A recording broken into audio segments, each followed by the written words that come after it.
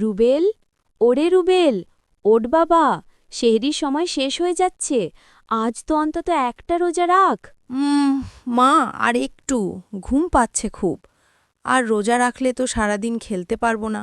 পেটে খিদে নিয়ে থাকা খুব কঠিন। আরে পাগল ছেলে, রোজা রাখলে আল্লাহ শক্তি বাড়িয়ে দেন। এই দেখ, তোর প্রিয় মুরগির মাংস রান্না করেছি, তাড়াতাড়ি আয়। আচ্ছা, আসছি। কিন্তু মা, আমি শুধু সেহেরি খাবো, রোজা কিন্তু রাখব না। খিদে লাগলেই আমি কিছু খেয়ে ফেলব। আচ্ছা ঠিক আছে, তোর রোজা রাখতে হবে না। এখন উঠ, সেহেরিটা তো অন্তত খা।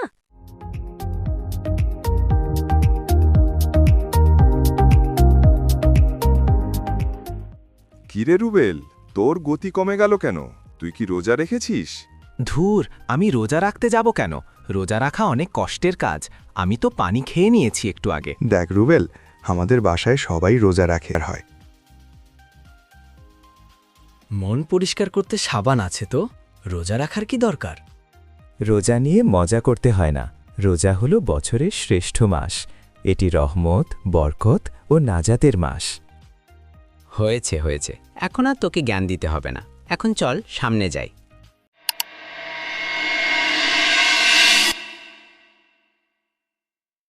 মা সবসময় একই কথা বলে, রোজার আবার মানে কি?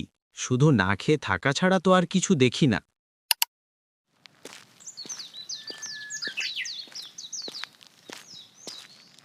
দাদু, আপনি একা এখানে বসে কেন? আর আপনার ইফতারিতে শুধু একটা খেজুর? বাড়িতে কেউ নেই? না দাদু ভাই, আমার থাকার মধ্যে এই মসজিদ আর দয়াল আল্লাহ। আজ কপালে এটুকুই জুটেছে।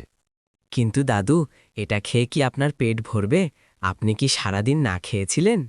সারাদিন না খেয়ে থাকাটা বড় কথা নয় দাদু ভাই। বড় কথা হলো সব অবস্থায় আলহামদুলিল্লাহ বলা।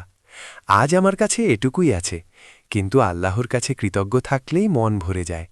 তিনি তো কাউকে না খাইয়ে রাখেন না। আচ্ছা ঠিক আছে, আমি আজকে তাহলে চাই।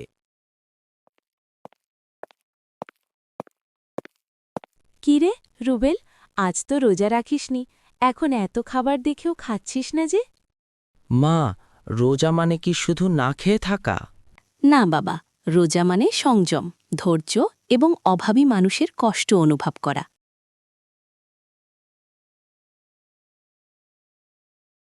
মা, আমার মনে হয় আমি আজ রোজার আসল মানে বুঝতে পারছি। মা, আমি কথা দিচ্ছি, আমি আজ থেকে সবগুলো রোজা রাখব।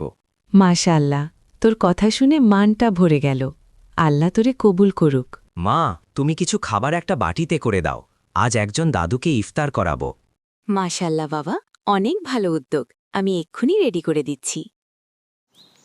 তারপর রুবেল একটা বাটিতে করে বৃদ্ধের জন্য ইফতার নিয়ে যায়। দাদু দাদু, এই নিন, আজ আমরা দুজনে একসাথে ইফতার করব।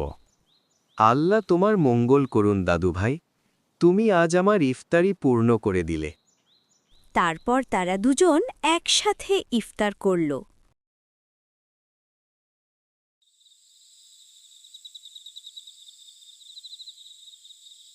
আরে, আজ তো ডাকতেই হলো না। মা, আজ থেকে আমি রোজ রোজা রাখব, কারণ আমি বুঝে গেছি রোজা মানে শুধু না খেয়ে থাকা নয়।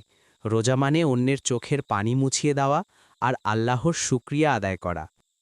বাবা, আজ সত্যিই তোকে নিয়ে আমার গর্ব হচ্ছে। আল্লাহ তোকে কবুল করুক। আমিন।